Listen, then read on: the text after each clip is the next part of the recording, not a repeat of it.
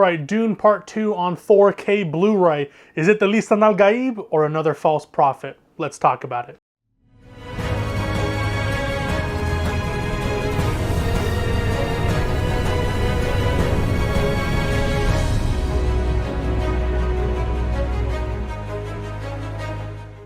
What is up, everybody? Long time no see. This is the first 4K review in a while. I got a slew of 4K reviews coming out the shaft, coming down the chute of the Mockbuster YouTube channel, and I wanted to start off with Dune Part 2.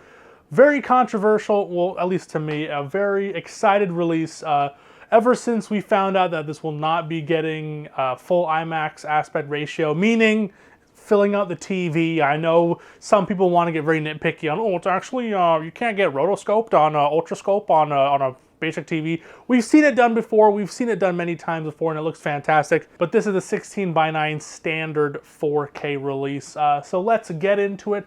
Starting off with the packaging and presentation, you got a very nice looking 4K slipcover. No embossing, but there is different type of textures and different materials used on the 4K slip. I talked about it in my unboxing. Click the link over here.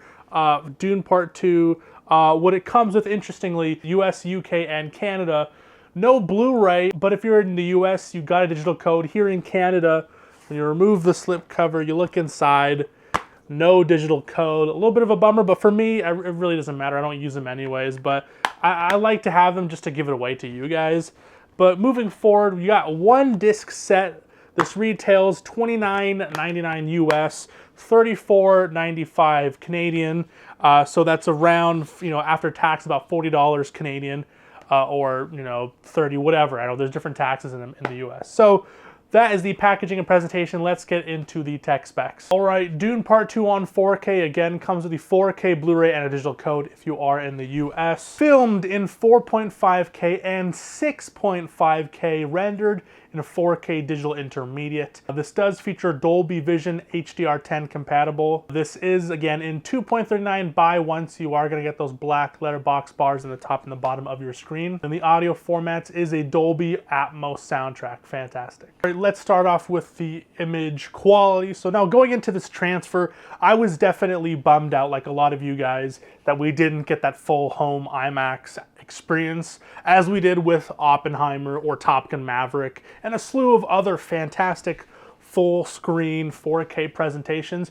But we are not going to be hearkening on what we could have had, but today we're going to be judging on what we got. Like the previous Dune 4K, this is an automatic must buy if you are a fan of the film. If you love action movies, if you love, I don't want to say that because it could be a tad slow for those who aren't really into the fantasy sci-fi genre, but like the first movie, it's a fantastic transfer. Overall, I'm going to say that immediately. The level of detail within this 4K presentation is remarkably precise, offering the most stunning close-ups that expose intricate, minute features like individual strands of hair, stubble on the face, tiny droplets of sweat and blood, pores on the skin, textures of linen costumes, grains of sand and the spices, and even the rough textured surface of the worm skin. You can see it. You can see the way it comes together, and you can see the texture of it. It looks fantastic. The amount of effort that went into the different types of clothing going into that, depending on the sectors of people, from the Fremen to the Harkonnen and the Imperials, even in broader scene wide shots where subjects are substantially further away, there were no losses of clarity. That scene where Paul is preaching to that massive group of Fremen, you can really pick out everyone's outfit. The costume department went ham on this film, and the 4K proudly showcases their effort. The spice that dances in the air is just breathtaking. You can really see it. It's very immersive, and you may ask, why do I care if you can see Timothee's pores? And for me, it's because the more detail you see, the more you are immersed in the film. The more you're immersed in the film, the more you are present within the film and its narrative and the storytelling, making an overall better film watching experience. At least that's what I really take from it. Right, now let's get into the HDR. Like the original Dune, the color palette changes drastically from the warm oranges of the desert, sand, and the mountains to the extremely cold shots of the Harkonnen base. What I loved was how well the blue on the Fremen's eyes popped when surrounded by this warm color palette. You know, because sometimes that can happen, especially when it comes to such a very obvious or a very consistent color palette. It can sometimes take away from other colors. Here is the opposite. Because you get that Dolby Vision, you're able to pick out different minute colors and those different things. And what's cool about this is that you can witness Paul's transformation from the sheltered son of a diplomat to the fighting leader and prophet to the Fremen. The subtle changes in his eyes are more apparent with this Dolby Vision passover. The worm piss, the blue, shiny, glittery worm piss, looks absolutely beautiful in this. The black levels are inky as ever with no signs of detail crush, and on the OLED, it looked straight up beautiful. White levels are pure and white and never feel like there is a filter over it to make it look orangish or grayish. Skin tones are also natural and never feel like there's like a filter over it. It's able to retain that realism of humanity, as I've seen some Dolby Vision transfers that make people look constantly sunburnt. This isn't the case. And the drastic color palette change from the sand-filled hills of Arrakis to cutting to the Emperor's house with this feeling of almost an oasis with the lush green foliage and the clear blue skies really convey their sense of privilege compared to the Fremen, and going that to the Harkonnen with that extremely cold color palette. And then when it comes to that scene where it goes all black and white during Fade's birthday ceremony, the shadow detail, seriously on point.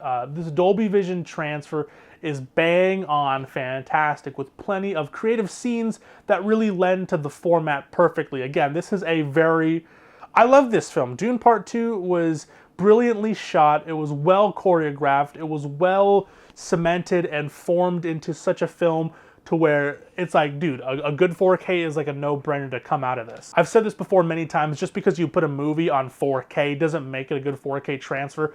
There has to be the ingredients to make it a good thing, right? You can't just have, I mean, it goes with everything, right? Like cooking something, just because you have, you know, eggs and, you know, bacon and bread doesn't make it a good sandwich. If the eggs are rotten or the bacon has been out for too long, it has to be good. It has to be well done and well choreographed. And Dune Part 2 is a prime example of that. Now, from the audio, as an audiophile myself and as many audiophiles out there watching this, the audio, it keeps the ball rolling, as the Dolby Atmos here, like its predecessor again, is absolutely fantastic. I'm so happy that it continues that role of good 4K transfers.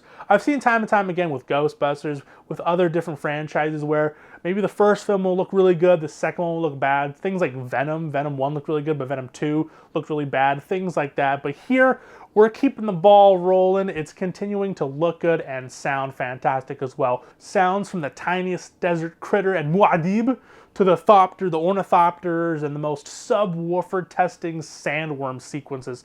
The Shai Hulud will reverberate and shake your entire house. It was like an experience that only comes with well-crafted 4Ks and well-crafted audio, you know, sound design. It was fantastic. Just the rumbling of it. You can hear it. You can hear it build up, and it'll make you a little hard or wet, I guess. I don't know, but it's fantastic. It'll make your, I'm gonna stop there, okay. The auditory experience is nothing short of extraordinary. Gunfire, the futuristic blades, explosions deliver a weighty impact resonating through each speaker.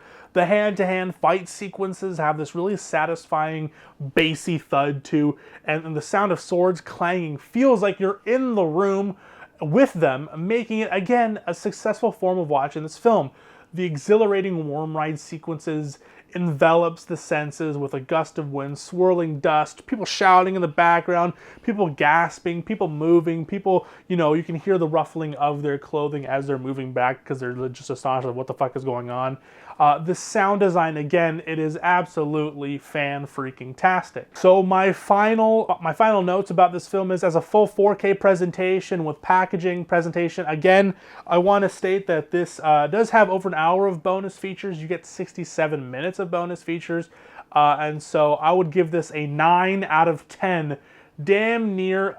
Image alone and audio alone, absolutely fantastic. What's stopping it from being a 10 is, again, the cropped IMAX and the lack of really any in-depth bonus features to really grab and grab a hold on to and chew on. You know, don't get me wrong, the 67 minutes of bonus features are fun here, but the longest one is a 13-minute bonus feature of, you know, the music and the sound design, which is fine, but like, I kind of want to see more in-depth things, you know. But again, I'm a nerd who loves the Lord of the Rings franchise and love how they treated those editions with like 5 hours of bonus features. But, you know, that's for me. You know, for me, Dune is up there with some of the greatest sci-fi and fantasy films out there.